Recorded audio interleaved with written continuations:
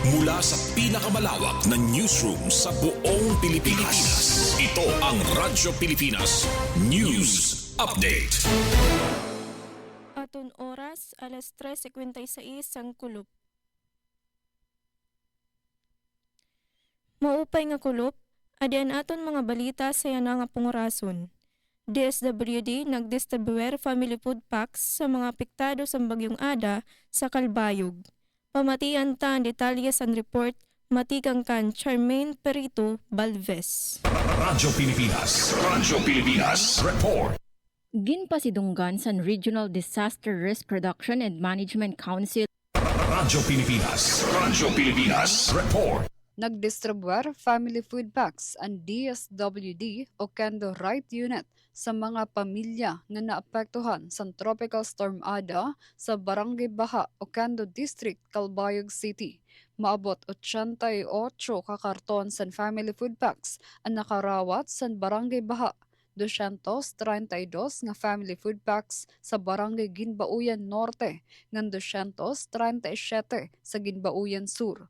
Nahimo man nilang puson ang distribusyon sa pagpanguna sa CSWDO kasugbong ang CPC ug mga opisyal sa barangay. Bumulig liwat ang DSWD sa iba pa nga barangay sa Upper ug Lower Happy Valley nga naapektuhan sa pagbaha tungod sa bagyong Ada. Nagpaabot naman san kinasingkasing nga pagpapasalamat ang mga benepisyaryo san malaksi nga pagbaton ug duro-diretso nga bulig sa mga pamilya nga apektado san bagyo. Para sa Bagong Pilipinas, Charmaine Perito Balves, Radyo Pilipinas, Radyo Publiko, Calbayog. Pandua nga balita, BFP Santa Margarita nakigbahin sa CDP para sa padayon nga pag-uswag sa bungto. Pamatian ta ang detalye sa report, matikang kan Jobea Balag. Radyo Pilipinas Report.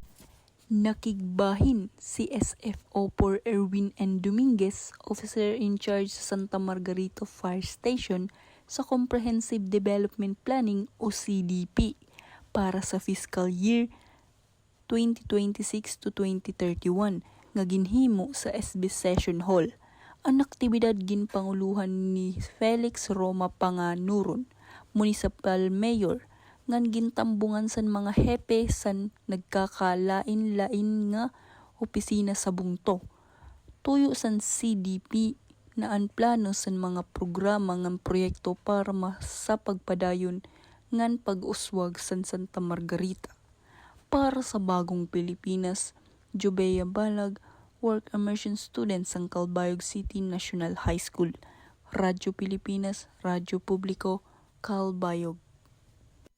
Ang pantulong naton nga balita, DOH nagpapahibaro nga maghirot sa mga peking accounts nga nag-endorso sa mga bulong. Pamatian ta ang detalye sa report, matikang kan Leon Reo Cabanatan. Radyo Pilipinas Report. DOH nagpapaboro sa peking account na nag-endorso sa mga gamot. Nagpasidaan ang Department of Health or DOH sa publiko kontra sa mga peking advertisement, social media post ng website na nagagamit sa ngaran sa DOH ng sa mga doktoro. Yan ay ginbabuhat para ibalig ang produkto sugod sa Entero disease ng greater supplement. Din pasabot sa DOH ng mga produkto nga ginhulugway sa mga peking account wari kalabutan o permiso tikang sa DOH o sa era opisyal. Iginitliwat sa DOH nga natili sira neutral nga wari koneksyon sa bisan ano nga negosyo o komersyal nga pag-endorso. Nagpanumdum ang DOH sa publiko nga maging mapamatiyag nga diri mag-share sin diri beripikadong impormasyon nga makakahatag sin kahadlok. Giniikayat liwat sa publiko labinan may karamdaman nga kumuwala sin impormasyon tikang las sa lehitimo nga source sugad sa official social media account sa DOH. Para sa Bagong Pilipinas, Leon Reo Banilla Cabanatan, Work Immersion Student sa Calbayog City National High School, Radyo Pilipinas, Radyo Publiko, Calbayog. Inian kabugusan sa naton balita para sa yana nga pangurason. Padayon gihapon kamo nga mamati sa DYOG, Radyo Pilipinas, Radyo Publiko, Calbayog para sa news updates.